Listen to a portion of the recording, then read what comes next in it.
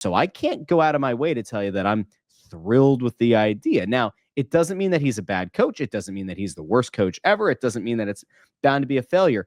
But if the idea here was to kind of rejuvenate the fan base and recharge and re-energize the fan base, Rick Tocchet's not that guy. It's not going to work. Like, that's not going to be the thing that's going to get people back in on this team. Now, in fairness, let's go with like a guy whose name was kind of floated out there, Pat Ferschweiler.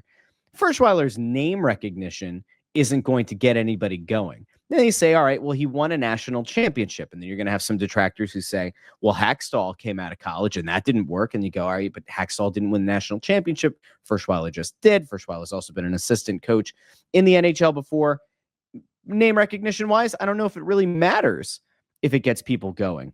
Alain Vigneault had good name recognition. It kind of worked for a little bit and then it didn't. John Tortorella had a ton of name recognition. It kind of worked and it ultimately didn't. Tocchet will be a guy who could be theoretically viral when it comes to the way that he's going to interact with the media and some quotes that he's going to have. Is he going to be a kinder, gentler Rick Tocchet as the coach of the Philadelphia Flyers? Is he going to try to push all the buttons that a John Tortorella used to?